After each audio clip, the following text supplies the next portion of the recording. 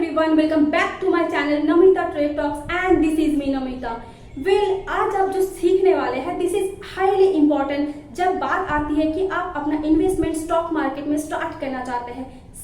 आप अपना पैसा कहीं पर भी डालने वाले हैं, आप अपना हार्ड अर्न मनी डालने वाले हैं, तो क्या आप बिना सोचे समझे ही कहीं पर भी डाल देंगे? तो उसके लिए आपको क्या देखने की जरूरत है, क्या क्या एनालाइज करने की जरूरत है एंड उसके लिए आपको क्या सीखने की जरूरत होगी। तो आज की वीडियो में हम बेसिकली उस टॉपिक के बारे में बात करने वाले हैं and that is fundamental analysis. So देखिए, जब भी हम स्टॉक मार्केट में इन्वेस्टमेंट की बात करते हैं तो दो चीजों की इंपॉर्टेंस होती है। फर्स्ट होती है फंडामेंटल एनालिसिस एंड दूसरा होती है टेक्निकल एनालिसिस। तो अब बात करते हैं कि टेक्निकल एनालिसिस की जरूरत कब होगी। तो देखिए, मैं आपको बता दूं कि टेक्निकल एनालिसिस आपको तभी जरूरत पड़ेगा जब आप एक इन्वेस्टर नहीं बल्कि आप एक ट्रेडर बनना चाहते हैं। और अगर आपको टेक्निकल एनालिसिस सीखना है तो मैं आपके लिए ऑलरेडी एक वीडियो बना चुकी हूँ, तो उसका लिंक मैं आपको डिस्क्रिप्शन कमेंट बॉक्स या फिर आई बटन पे दे दूंगी। आप जाके जरूर देखिए ताकि आप एक ट्रेडर बनना चाहते हैं एंड आपको टेक्निकल एनालिसिस रिलेटेड जितनी भी क्वेरीज है आपको सारा बेसिक्स आइडिया क्लियर हो जाएगा। तो अब बात कर लेते हैं कि फंडामेंटल एनालिसिस की। तो ये फंडामेंटल एनालिसिस की बेसिक्स क्या होता है। तो देखिए, ये जो फंडामेंटल एनालिसिस है इसमें हम दो तरीके से आगे बढ़ेंगे। सबसे पहला है कि एक बिजनेस कैसे काम करता है एंड दूसरा है इस बिजनेस की कुछ टर्मिनोलॉजीज होते हैं जैसे कि earning per share, ROCE, ROE, P/रेशियो, बहुत कुछ। लेकिन सवाल ये है कि हम एनालाइज करेंगे कहाँ एंड हम क्या कुछ रियल एग्जांपल देखेंगे? यस, हम दोनों ही करेंगे। तो उसके लिए मैं आपको सीधा लेके चलती हूँ एक वेबसाइट पर जो कि है tickertip.in, जो कि मुझे पर्सनली बहुत पसंद है एंड इसका इंटरफेस इतना आसान है कि आप इजीली हर एक स्टॉक का, यहाँ पे देखिए एक ऑप्शन है स्टॉक स्क्रीनिंग, तो यहाँ पे आप स्टॉक स्क्रीनिंग में क्लिक करके हर एक कंपनी की एनालाइज कर सकते हैं इन डिटेल्स में, जो कि आपको इन्वेस्टमेंट करना चाहिए यहाँ नहीं। तो चलिए मैं आपको वापस स्क्रीन पे लाऊंगी, लेकिन उससे पहले मैं आपको कुछ बेसिक रियल लाइफ एग्जाम्पल देना चाहती हूँ। फॉर एग्जाम्पल, आप, मैं और मेरा कुछ फ्रेंड्स मिलके हम कुछ बिजनेस करना चाहते हैं। मान लीजिए हमको एक शॉप खरीदना है, तो उसके फर्स्ट स्टेप क्या है? तो फर्स्ट स्टेप हमें एक एसेट बनाना पड़ेगा। फॉर लेट्स से कि हमें एक रेंट पे शॉप लेना है या फिर खरीदना है, तो उसके पहले हमें इन्वेस्ट करना है, हमें कुछ सामान खरीदना है एंड हम बिजनेस स्टार्ट करेंगे। उसके बाद जो पैसे आएंगे बिजनेस से उसको हम क्या कहेंगे? रेवेन्यू। एंड अब मान लीजिए फिर रेवेन्यू आने के बाद एक महीने बाद आपको अपने एम्प्लॉय को सैलरी देना है या फिर अपना वेंडर्स को पेमेंट करना है, तो वो जो खर्चा होंगे उसको हम स्टॉक मार्केट की लैंग्वेज में क्या कहेंगे? एक्सपेंसेस, या फिर बिजनेस लैंग्वेज में उसको कहते हैं एक्सपेंसेस। अब रेवेन्यू से एक्सपेंसेस माइनस कर दो, जो मिलेगा वो है प्रॉफिट। तो ये आप सबको मालूम है। तो आपको अब रेवेन्यू मालूम है, एक्सपेंसेस मालूम है एंड प्रॉफिट तो मालूम चल ही गया है। तो अब आइडियल केसेस में क्या होता है? आइडियल केसेस में क्या रेवेन्यू बढ़ना चाहिए? यस, समय के साथ साथ आपका रेवेन्यू बढ़ना चाहिए। क्या आपका एक्सपेंसेस भी बढ़ना चाहिए? यस, एक्सपेंसेस भी थोड़ा बहुत बढ़ना चाहिए समय के साथ एंड अपना साथ में प्रॉफिट भी बढ़ना चाहिए। तो अब बात कर लेते हैं कि हमें अपना ये जो एक्सपेंस, खर्चा या फिर जो बिजनेस है इसको आगे बढ़ाना है, आगे और ग्रोथ करना है। तो उसके लिए आपको क्या जरूरत पड़ेगी? उसके लिए आपको और एसेट की जरूरत पड़ेगी। तब आपको जरूरत पड़ेगा डेट, यानी आपको लेना पड़ेगा, लोन लेना पड़ेगा बैंक से या फिर कहीं से भी। तो उसके लिए आपको इन्वेस्टमेंट करना पड़ेगा, यानी हम ओवरऑल ग्रो कर रहे हैं, यानी हमारा एसेट्स बढ़ रहा है। साथ में क्या आपका लायबिलिटीज भी थोड़ी बढ़ेगी। यस, एसेट के साथ साथ समय के साथ साथ लायबिलिटीज भी थोड़ी बढ़ेगी, लेकिन जो एसेट होगा वो ज्यादा होगा कंपेरेटिव टू लायबिलिटीज। तो अब आप समझ गए कि asset, liabilities, revenue, expenses and profit, ये सब कुछ। तो हमको अभी चलते हैं स्क्रीन पे। तो चलिए, हम अभी tickertip.in की वेबसाइट पर आ चुका है एंड हम अभी रिलायंस इंडस्ट्रीज के थोड़ा एनालाइज करेंगे। तो देखिए, आप यहाँ पे ओवरव्यू पे जाएंगे तो आपको यहाँ पे दिखेगा कि रिलायंस की चार्ट दिख रहा है एंड उसके बाद नीचे आते हैं तो दिखाएगा यहाँ पे कुछ की मेट्रिक्स। तो ये हम बाद में डिस्कस करेंगे एंड यहाँ पे हम कैसे आए हैं वो भी इन डिटेल्स में आपको बताऊँगी। लेकिन उससे पहले अभी तक हम जो बात किए थे उसका बस एक फॉर एग्जाम्पल एनालाइज कर लेते हैं एंड उससे पहले चलते हैं फाइनेंशियल्स में। तो देखिए, यहाँ पे हम नीचे जाते हैं तो यहाँ पे आपको मिलता है कि फाइनेंशियल ईयर में कैसे कैसे रेवेन्यू एंड इनकम हुआ है। तो देखिए, फर्स्ट यहाँ पे टोटल रेवेन्यू पे देखिए आपको दिख रहा है कि 21 पे जो यहाँ पे जो नंबर्स आपको देखना है, ये जो है नंबर्स ये सब करोड़ों में है, यानी आपको 5 सबसे 21 पे दिखेगा 5,000 करोड़, 7,18,000 करोड़, 8,91,000 करोड़, यानी जो टोटल रेवेन्यू है कंपनी की वो बढ़ रहा है and that is good for us. अब चलते हैं उसके बाद EBITD, ये सब जो कठिन कठिन वर्ड ये आप छोड़ देते हैं, सीधा पहुंच जाते हैं नेट इनकम पे। यहाँ पे देखिए 49,000 करोड़, 60,000 करोड़, 66,000 करोड़, यानी देखिए नेट इनकम भी बढ़ रहा है। तो अभी आप चलते हैं बैलेंस शीट पे। तो यहाँ पे बैलेंस शीट पे देखिए, यहाँ पे जो कंपनी की एसेट्स है, यहाँ पे देखिए 2,27,000, 2,58,000, यानी जो नंबर्स देखिए आप धीरे धीरे इंक्रीज हो रहा है, यानी कंपनी की पास एसेट्स बढ़ रहा है। आप यहाँ पे बात कर लेते हैं टोटल लाइबिलिटीज़ भी देखिए धीरे धीरे 6 लाख, 2,000 करोड़, 7 लाख, 5 लाख, 6 एंड उसके बाद 6 लाख, धीरे धीरे लाइबिलिटीज़ भी कम ज़्यादा हो रहा है, यानी दैट इज़ गुड। इसके बाद आता है कैश फ्लो। ये एक मोस्ट इंपॉर्टेंट चीज़ है कि कंपनी तो इन्वेस्ट कर रहा है, रेवेन्यू कर रहा है, प्रॉफिट कर रहा है, लेकिन कंपनी के पास फ्री कैश कितना पड़ा है। तो देखिए पहले माइनस में था, -51,000, उसके बाद बढ़ा है 80,000, उसके बाद कम हुआ 78,000 एंड उसके बाद फिर से बढ़ गया 10,000। तो ये थी एक टोटल ओवरऑल एग्जाम्पल। तो चलिए हम अभी आपको लेके चलते हैं कुछ इंपॉर्टेंट की फैक्टर्स के ऊपर, जो कि इस फंडामेंटल सीरीज की बहुत इंपॉर्टेंट पार्ट है and this is basically the key factors जो कि आपको जानना बहुत ज़रूरी है जब आप एक कंपनी की पूरी फंडामेंटल एनालिसिस करेंगे एंड आप उसकी स्टेटमेंट पढ़ने जाएंगे, तो आपको बहुत ज़रूरत पड़ेगी इस चीज़ की। तो चलिए बढ़ते हैं एंड ये है कुछ फंडामेंटल रेशियोज। तो इसमें से सबसे फर्स्ट आता है EPS, यानी अर्निंग पर शेयर। तो अब इसका मीनिंग भी समझ लेते हैं। फॉर एग्जाम्पल लेट्स से कोई कंपनी A, उसका कमाई है 10 करोड़ रुपए एंड वहाँ पे दूसरी कंपनी B, उसकी की कमाई है 10 करोड़ रुपए। तो अब दोनों कंपनी सेम कमा रहा है क्या? नहीं, क्योंकि कंपनी A की जो पार्टनर्स है वो है 4 एंड कंपनी B की 40 पार्टनर है। तो आप बताइए कौन सी कंपनी बेटर है, कंपनी A या B? तो यहाँ पे कंपनी A जो है वो बेटर है, क्योंकि इसका जो अर्निंग्स है ये कितने में डिवाइडेड है? 4 लोगों में एंड कंपनी B की जो अर्निंग्स है वो डिवाइडेड होगी 40 पार्टनर में। तो यानी यहाँ पे कंपनी जो A है इसका EPS यानी जो अर्निंग पर शेयर वो कितना है? 2.5 करोड़ पर पर्सन एंड कंपनी B जो है इसकी अर्निंग पर शेयर कितना है? 25 लाख पर पर्सन। तो ये EPS एक ऐसा चीज़ है जिसका वैल्यू जितना ज़्यादा है उतना ही अच्छा है। तो अब आप सीख गए कि EPS क्या होता है। तो चलिए आगे बढ़ते हैं नेक्स्ट रेशियो की तरफ, जो है P/E रेशियो, यानी प्राइस टू अर्निंग रेशियो। इसका मतलब प्राइस मतलब क्या होता है, जो कि आप सब जानते हैं, मार्केट प्राइस। अब E मतलब होता है अर्निंग पर शेयर, जो कि हम अभी पढ़ के आए हैं। तो P/E रेशियो होता है मार्केट प्राइस जब हम उसको अर्निंग पर शेयर से डिवाइड करते हैं। तो अब एक एग्जांपल समझ लेते हैं कि फॉर एग्जांपल मान लीजिए कोई कंपनी की शेयर की मार्केट प्राइस होगा 10 एंड उसका अर्निंग्स भी होता है 10। तो यहाँ पे P रेशियो कितना होगा? 1। लेकिन अगर मान लेते हैं कि कंपनी की मार्केट प्राइस होगा शेयर की 100 रुपये एंड उसका अर्निंग्स रहेगा 10 रुपये, तो उस केस में P रेशियो कितना होगा? 10। तो इसका मतलब क्या है, तो इसको थोड़ा इजी वे में समझते हैं। तो P रेशियो 10, इसका मतलब सीधा सा ये है कि आपको 1 रुपये कमाने के लिए आपको इन्वेस्ट करना पड़ेगा 10 रुपये। अब अगर मान लेते हैं कि मार्केट प्राइस शेयर की हो जाता है एंड इसका अर्निंग्स होता है 10 रुपये, तो उस केस में P रेशियो कितना होता है? 100। तो इसका सीधा सा ये मतलब है कि आपको 1 रुपये कमाने के लिए आपको इन्वेस्ट करना पड़ेगा 100 रुपये, राइट? तो आप समझ गए हैं। लेकिन अभी आप बात कर लेते कि P रेशियो हमें ये भी बताते हैं कि शेयर की प्राइस ओवर वैल्यूड है या फिर अंडर वैल्यूड है। तो आप ये ओवर वैल्यूड एंड कौन सा नंबर अंडर वैल्यूड है ये कैसे मालूम चलेगा? तो देखिए ये हम ऐसे नहीं बता सकते। ये जो P/E रेशियो होता है इसका कोई आइडियल नंबर नहीं होता है, क्योंकि हर एक कंपनी की स्ट्रक्चर आउटलुक अलग होते हैं। तो हम क्या करते हैं, मान लेते हैं कि HDFC है तो हम कंपेयर करते हैं ICICI बैंक से, अगर होता है ल्यूपिन तो हम कंपेयर करेंगे सन फार्मा, यानी हम उसको उसका PR यानी जो दोस्त होता है उसी से कंपेयर करते हैं। फॉर एग्जाम्पल टाटा मोटर्स है तो हम कंपेयर करेंगे महिंद्रा से। तो यानी जो कंपनी होता है जिस सेक्टर से है तो हम उसी सेक्टर्स की पीयर्स से कंपेयर करेंगे। तो चलिए इसको समझने के लिए हम एक बार एक एग्जांपल देख लेते हैं लाइव।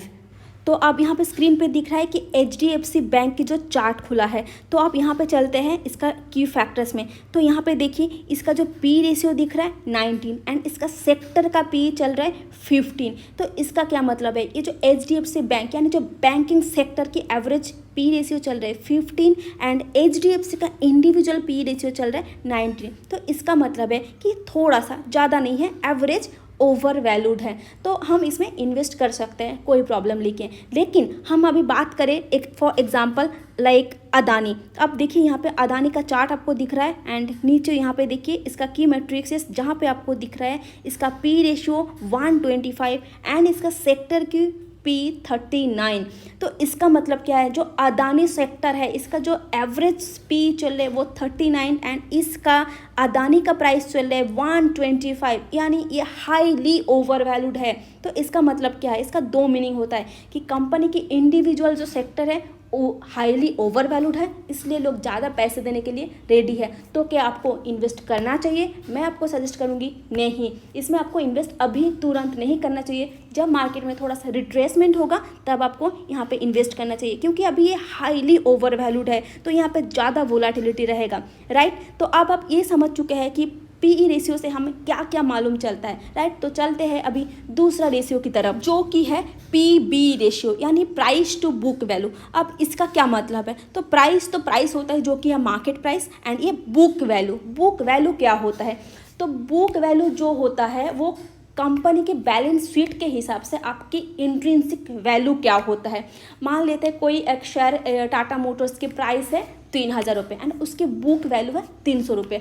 तो यहाँ पे पीबी रेशियो कितना हुआ 10। तो कुल मिला करके अगर बुक वैल्यू किसी स्टॉक की 100 रुपया एंड उसका जो बुक वैल्यू है वो 100 रुपये है, तो हम क्या मतलब इसका है कि हम जेन्युइन प्राइस पे कर रहे हैं कंपनी में इन्वेस्ट करने के लिए। तो ये आपको लगेगा कि ये पीबी रेशियो एंड पीबी जो रेशियो है ये सिमिलर है, लेकिन नहीं, ये थोड़ा अलग है। मैं आपको और डिटेल्स में समझाऊंगी जब हम एग्जाम्पल देखेंगे। अब हम मान लेते हैं कि फॉर एग्जाम्पल कोई कंपनी है, उसकी बुक वैल्यू चल रहा है 200 रुपये एंड उस वक्त उसी कंपनी के शेयर की प्राइस चल रहा है 400 रुपये, यानी आपका पीबी रेशियो कितना हुआ 2। तो इसका मतलब है उसका जो हम कंपनी में इन्वेस्ट करेंगे तो हम कंपनी की इंट्रिंसिक वैल्यू से 2 गुना ज़्यादा प्राइस पे करेंगे। उसका ईपीएस नहीं, वो अलग था। ये है बुक वैल्यू, यानी हम कंपनी में जो इन्वेस्ट करेंगे हम कंपनी की इंट्रिंसिक वैल्यू से 2 गुना ज़्यादा प्रीमियम यानी प्राइस पे करके हम उसमें इन्वेस्ट करेंगे। यानी आइडियल केसेस में क्या होता है, जो पीबी रेशियो होगा जितना कम होगा यानी 1 या 1 के आसपास जितना होगा उतना अच्छा है। तो हम समझेंगे कि हम कंपनी की जो इंट्रिंसिक वैल्यू है उसके बराबर की प्राइस पे करके हम उसमें इन्वेस्ट कर रहे हैं, राइट। तो अब हम समझ चुके हैं कि कैसे ये रेशियोस निकालते हैं एंड आई होप मैं आपको समझा पा रही हूँ। अगर आपको कुछ भी पॉइंट समझ नहीं आ रहा है तो आप कमेंट सेक्शन में ज़रूर कमेंट करके पूछ सकते हैं एंड मैं कोशिश करूँगी आपकी क्वेरीज की पूरी आंसर देने की। तो चलिए अब कुछ हम एग्जाम्पल देख लेते हैं। तो चलिए अब हम आपको समझाएंगे कि इस इंटरफेस को आप इजी तरीके से कैसे यूज़ कर सकते हैं। डोंट वरी, इतना बड़ा इंटरफेस देख के आप घबराइए मत एंड क्योंकि मैं आपको इस इंटरफेस को किस तरीके से यूज़ करना है हर एक पॉइंट इन डिटेल्स में समझाऊंगी, ताकि मैं इतना इजी तरीके से समझाऊंगी। मैं आपको ये प्रॉमिस कर सकती हूँ कि आप पूरा वीडियो बिना स्किप किए देखें तो आप इजी तरीके से समझ सकते हैं, क्योंकि मैं इतना अच्छी तरीके से यहाँ पर समझाई हूँ कि एक 5th क्लास की बच्चा इस वीडियो को देखे तो वो भी अच्छे से समझ पाएंगे। तो मैं आपको सजेस्ट करूँगी कि आपके पास अभी टाइम नहीं है तो कोई बात नहीं, आप बाद में देखिए, लेकिन बिना स्किप किए पूरा वीडियो आप जरूर देखिए, क्योंकि आपको भी मालूम है कि आधा अधूरा ज्ञान जानलेवा होता है। तो आप बिना स्किप किए पूरा वीडियो को एंड तक देखिए। तो चलते हैं, आगे बढ़ते हैं। तो देखिए आपको कुछ नहीं करना है, सीधा जाके गूगल पे सर्च करना है tickertip.in एंड यहाँ पे आपको ऐसा इंटरफेस दिखेगा एंड यहाँ पे लेफ्ट साइड में आपको दिख रहा है कि कुछ ऑप्शन जहाँ पे आपको दिख रहा है stocks, index, mutual funds, small cap, mid cap and बहुत सारा। एंड यहाँ पे एक मस्त इंपॉर्टेंट चीज़ दिख रहा है जो कि है मार्केट मूड इंडेक्स एंड ये आपको बताता है कि होल मार्केट यानी हमारा होल शेयर मार्केट यानी index, Nifty, bank Nifty, Sensex किस सिनारियों पे है, यानी एक्सट्रीम फियर, ग्रीड या एक्सट्रीम ग्रीड जोन में है, आपको अभी इन्वेस्ट करना है उसमें या नहीं, राइट। तो अभी हम चलते हैं स्टॉक स्क्रीनर पे। देखिए अब हम स्टॉक स्क्रीनर पे आएंगे तो आपको ऐसा इंटरफेस दिखेगा एंड यहाँ पे आपको ऊपर एक सर्च बार दिख रहा है जो कि आपको यहाँ पे आप कोई भी कंपनी के स्टॉक सर्च कर सकते हैं। जैसे कि अभी हम सर्च कर रहे हैं मान लो TCS, तो यहाँ पे आ चुका है TCS का ग्राफ। तो देखिए ये ग्राफ तो आप आप बोलेंगे कि आप ट्रेडिंग व्यू भी देख सकते हैं, लेकिन यहाँ पे इसके साथ साथ बहुत अच्छा कुछ दिखेगा, राइट। तो अब हम चलते हैं ऊपर सीधा ओवरव्यू पे। यहाँ पे देखिए चार्ट दिख रहा है, साथ में आपको नीचे आएगा की मैट्रिक्स जो हमें बहुत इंपॉर्टेंट है, राइट। तो अब यहाँ पे देख रहे हैं आपको यहाँ पे पी रेशियो दिख रहा है 27.9 एंड इसका सेक्टर का पी कितना दिख रहा है, हमको जो कंपेयर करना है उसका पीयर्स के साथ जो कि है 25, यानी हम बोल सकते हैं कि स्लाइटली ओवर वैल्यूड है, ज़्यादा नहीं है। लेकिन इसका पीबी रेशियो देखिए, इसका सेक्टर की पीबी है 7 एंड इसका पीबी रेशियो जो कंपनी का इंडिविजुअल है 12, तो हम बोल सकते हैं कि ये थोड़ा ज़्यादा है, राइट। तो हम आगे चलते हैं फोकस्ड, यहाँ पे कुछ नहीं है, ये फ्यूचर्स बताते हैं तो हमें छोड़ देना है। तो चलिए अभी हम चलते हैं सीधा इसका फाइनेंशियल पे। तो यहाँ पे फाइनेंशियल पे नीचे आपको क्या दिखना है, तो देखिए आपको जो यहाँ पे दिख रहा है हमें मतलब है सिर्फ total revenue and net income से, राइट। एंड उसके बाद आएंगे ईपीएस, बाकी हमें कुछ नहीं देखना, राइट। तो देखिए अभी 2021 पे था कंपनी की टोटल रेवेन्यू 1,67,000, उसके बाद है 1,95,000, 2,28,000, यानी जो कंपनी की जो टोटल रेवेन्यू है इंक्रीज हो रहा है and that is good for us, right. उसके बाद आता है कंपनी के नेट इनकम क्या बढ़ रहा है, हाँ देखिए 32,000, 38,000, 42,000 करोड़, यानी ये जो नंबर्स है ये सारा करोड़ में है, ठीक। तो अब ये क्या है, कंपनी के नेट इनकम भी है वो भी बढ़ रहा है। उसके बाद आएंगे ईपीएस, देखिए ईपीएस भी धीरे धीरे इंक्रीज हो रहा है, यानी 87, 104, 115। जैसे कि हम आपको बताएं कि ईपीएस जितना बढ़ेगा हमारे लिए उतना ही अच्छा है। तो ये आपको एक अच्छा बैलेंस शीट की नज़रिया दिख रहा है, तो आप अभी यहाँ पे इन्वेस्ट करने के लिए रेडी हो सकते हैं। लेकिन उसके पहले हम उसका पीयर्स को कंपेयर करेंगे। जैसे कि हम बताए हैं कि आईटी सेक्टर है टीसीएस, तो उसका पीयर्स जैसे कि इन्फोसिस, एचसीएल, विप्रो, उसका देखिए पी रेशियो देखिए उससे कम है। लेकिन अभी जो टाटा कंसल्टेंसी सर्विस है उसका जो पी रेशियो है थोड़ा हाई है एंड पीबी रेशियो भी एग्जैक्टली 3, 4, 7 एंड 12 इसका सबसे ज़्यादा है। तो हम इस केस में ये बोल सकते हैं जो एचसीएल एंड विप्रो उसका पीबी रेशियो है 3 एंड 4, यानी ये ठीक ठाक प्राइस में मिल रहा है। तो आप यहाँ पे इन्वेस्ट अच्छे से कर सकते हैं अभी, बल्कि टाटा कंसल्टेंसी सर्विस की जगह, राइट। तो अब हम चलते हैं सीधा होल्डिंग्स पर। तो यहाँ पे देखिए होल्डिंग्स आपको क्या दिखाता है, एक इंपॉर्टेंट पार्ट है यहाँ पे, मतलब ये दिखाता है कि इसमें कौन कौन इन्वेस्टर्स यानी प्रोमोटर्स ने क्या क्या इन्वेस्ट करे हैं। तो देखिए यहाँ पे जो टोटल प्रोमोटर्स होल्डिंग दिख रहा है तो देखिए बराबर की है, कोई खास नहीं है। अब देखते हैं म्यूचुअल फंड्स में क्या लोग इन्वेस्ट करे हैं, 3.4%, ज़्यादा खास कुछ नहीं है, ठीक ठाक है। अब उसके बाद आता है कि डोमेस्टिक इंस्टीट्यूशन, कितना डोमेस्टिक इंस्टीट्यूशन की देखिए जो पार्टिसिपेंट है वो इंक्रीज़ हो रहा है धीरे धीरे। अब क्या फॉरेन इंस्टीट्यूशंस कुछ है, हाँ, लेकिन उसका इन्वेस्टिंग धीरे धीरे कम हो रहा है। अभी चलिए बात करते हैं रिटेल की, कितना इन्वेस्टमेंट है। रिटेल लोगों की भी इन्वेस्टमेंट है, थोड़ा बहुत कम ज़्यादा अप्स एंड डाउन्स है। तो यहाँ पे आप एनालाइज कर सकते हैं कि इस कंपनी में कितना लोग कैसे इन्वेस्ट कर रखे हैं। उसके बाद आता है न्यूज़। तो देखिए न्यूज़ आपको अभी मैं जब वीडियो बना रही हूँ उसके देखिए 19 घंटा पहले कुछ न्यूज़ आया था। यहाँ पे आपको देखिएगा कंपनी के हर एक न्यूज़ कब कैसे आपको कुछ न्यूज़ मिल रहा है नहीं। अब उसके बाद इवेंट्स, हर एक इवेंट्स इस पॉइंट पे आपको मिल जाएगा कि आपको कंपनी कुछ डिविडेंड्स दे रहा है कि नहीं, कंपनी की और कुछ क्रॉप्स एक्शन है कि नहीं, कंपनी में कुछ अनाउंसमेंट है या फिर कुछ लीगल ऑर्डर्स है, यहाँ पे कंपनी में कुछ केस है या नहीं, ये सारी चीज़ें आपको दिखेगा, राइट। तो आप शायद आपको ओवरऑल एक एग्जाम्पल मिल गया कि आप एक कंपनी की पूरी बैलेंस शीट को कैसे चेक कर सकते हैं, राइट। तो अब हम चलिए दूसरा कुछ एग्जांपल देख लेते हैं। तो चलिए यहाँ पे आपको दिख रहा है कि स्टॉक मार्केट की सबसे ज़्यादा लार्ज कैप कंपनी में शामिल होता है जिस कंपनी जो कि है रिलायंस इंडस्ट्रीज लिमिटेड, जो कि मैं ऑलरेडी सर्च करके रखी हूँ एंड यहाँ पे आपको ओवरव्यू में इसका चार्ट दिख रहा है। तो चलिए नीचे चलते हैं, यहाँ पे दिख रहा है आपको की मैट्रिक्सेस, जहाँ पे दिख रहा है इसका पी रेशियो चल रहा है 25.8 एंड इसका सेक्टर की पी रेशियो कंपेयर कर लेते हैं जो कि है 17। तो हम ये कह सकते हैं कि अभी जो रिलायंस की प्राइस चल रहा है वो थोड़ा ओवर वैल्यूड है, यानी थोड़ा ओवर प्राइस्ड है। इसका पी बी रेशियो भी देखिए एंड इसका सेक्टर से पीबी से जो है थोड़ा ज़्यादा है, यानी सेक्टर पीबी है 1.55 एंड इसका जो पीबी रेशियो है इंडिविजुअल वह है 1.94, यानी थोड़ा ज़्यादा है। लेकिन अब हम आगे फाइनेंशियल्स कैलकुलेट करेंगे, फिर उसके बाद हम डिसाइड करेंगे कि इसमें अब इन्वेस्ट करना चाहिए या नहीं। तो देखिए अब टोटल हम इनकम पे आ जाएंगे। तो देखिए एंड इसका फर्स्ट वाला पार्ट में एग्जाम्पल में हम कुछ चीज़ मिस कर गए, तो अभी हम देखेंगे इसका balance sheet and cash flow क्या होता है। तो आप यहाँ पे देखिए जो हमें देखना है total revenue and net income. See यहाँ पे टोटल रेवेन्यू कितना है कंपनी की, 5,05,000, 7,18,000, 8,91,000, यानी जो रेवेन्यू है देखिए ऑलमोस्ट 5 लाख से ऑलमोस्ट 9 लाख, ऑलमोस्ट डबल के बराबर कंपनी पहुँचा दिए है। एंड उसके बाद देखिए कंपनी के नेट इनकम आ जाते हैं 39,000, 49,000, 60,000, 66,000। कंपनी के नेट इनकम भी पैरेलली इंक्रीज हो रहा है। एंड उसके बाद आएंगे ईपीएस जो कि अर्निंग पर शेयर, देखिए 63, 74, 89 एंड 98 अर्निंग पर शेयर भी कंपनी के बढ़ रहा है। That is a good balance sheet we can say. ठीक, तो अब हम बात करेंगे, उसके बाद आते हैं सीधा बैलेंस शीट। तो बैलेंस शीट पे नीचे हम देखेंगे कंपनी में टोटल एसेट क्या कंपनी बढ़ा रहा है या नहीं। तो देखिए 8,11,000, 9,97,000, 11 लाख, 13 लाख, यानी कंपनी ऑलमोस्ट डबल कर चुकी है उसकी एसेट। अब देखते हैं उसके लायबिलिटीज़ कितना है। लायबिलिटीज़ भी बढ़ रहा है क्या? यस, कंपनी की लायबिलिटीज़ 5 लाख, 6 लाख, 7 लाख, उसके बाद थोड़ा कम हुआ है 5 लाख, यानी कंपनी एसेट भी बढ़ा रहा है एंड उसका प्रॉफिट भी, एसेट्स भी कंपनी साथ साथ बढ़ा रहा है। ठीक, तो ये बोल सकते हैं हम कि कंपनी की जो बैलेंस शीट है वो भी एक अच्छा है। उसके बाद हम आएंगे कैश फ्लो पे, जहाँ पर हमको दिखेगा कि कंपनी के पास कितना फ्री कैश पड़ा है, जो कि इम्पॉर्टेंट होता है। देखिए ये हमको दिख रहा है कि अभी कैश कंपनी के पास नहीं है, -51, लेकिन थोड़ा सा बड़ा है 18, लेकिन उसके बाद फिर अगेन माइनस। तो ये हमें एक चीज़ अच्छा नहीं दिखा, लेकिन कोई बात नहीं। तो अब हम इसका कंपेयर करेंगे पीयर्स के साथ, जो कि यहाँ पे देखिए रिलायंस इंडस्ट्रीज जो है इसका पीयर्स है Indian oil corporation, Bharat petroleum corporation, Hindustan petroleum. तो देखिए सबका यहाँ पे देखिए, और एक चीज़, हिंदुस्तान पेट्रोलियम का जो पी रेशियो दिख रहा है माइनस पे दिख रहा है, यानी कंपनी एकदम अंडर वैल्यूड, क्या एक घटिया कंपनी है क्या? नहीं, वो भी हम इंडिविजुअली बोल नहीं सकते जब तक हम इसका इंडिविजुअल कंपेयर नहीं करेंगे। तो देखिए इस केस में हम बोल सकते हैं कि रिलायंस इंडस्ट्री जो है इसका पीआर जो पी रेशियो है पीआर्स की ऑलमोस्ट भारत पेट्रोलियम की थोड़ा ज़्यादा है, यानी वो थोड़ा ओवर वैल्यूड है, लेकिन रिलायंस में आप थोड़ा अभी कंपेयर कर सकते हैं, वो आप इन्वेस्ट कर सकते हैं।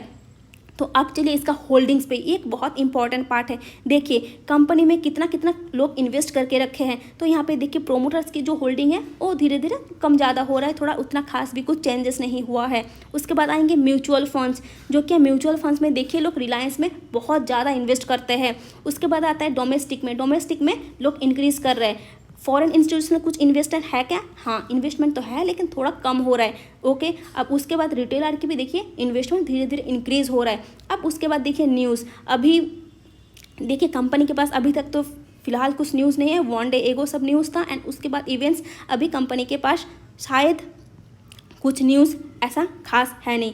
तो ये थी एक अच्छी बैलेंस शीट की एग्जांपल। तो अब ये कह सकते हैं कि रिलायंस में आप अभी इन्वेस्टेड करना चाहिए या नहीं। आप भी थोड़ा आपका एनालाइज कर लिए खुद एंड उसके बाद आप खुद डिसाइड करिए कि आपको इन्वेस्टमेंट करना चाहिए या नहीं। मेरे हिसाब से कंपनी की प्राइस जो है थोड़ा सा ओवर प्राइस्ड है, लेकिन ये ओवरबॉट जोन में नहीं है। तो आप थोड़ा वेट करके इसके बाद आप रिलायंस में इन्वेस्ट कर सकते हैं, जो कि मार्केट में एक पुल बैक आएगा, क्योंकि मार्केट आप ओवरऑल मार्केट देखेंगे Nifty, bank Nifty all time high पे ट्रेड कर रहा है। तो अभी आपको यहाँ पे इन्वेस्ट नहीं करना चाहिए, राइट। जब भी मार्केट में एक पुल बैक लेगा या फिर जब एक करेक्शन लेगा तब आप मार्केट में इन्वेस्ट कर सकते हैं। तो चलिए अभी हम और एग्जांपल देख सकते हैं, लेकिन हम वीडियो को आगे और लंबा नहीं करेंगे, तो हम यहाँ पे ही ख़त्म करते हैं। एंड आप अभी आपका खुद का एनालाइज कीजिए एंड ऐसे ही गूगल में जाके एब्सोल्युटली फ्री ऑफ कॉस्ट आप एनालाइज करते हैं हर कंपनी का balance sheet, cash flow, net income कैसे है, कंपनी कैसे परफॉर्म कर रहा है, आपको वहाँ पर इन्वेस्ट करना चाहिए या नहीं। आप जाके खुद चेक करिए एंड आप मुझे कॉमेंट करके कॉमेंट सेक्शन में बता सकते हैं कि आप कैसे कैसे कंपनी एनालाइज किया है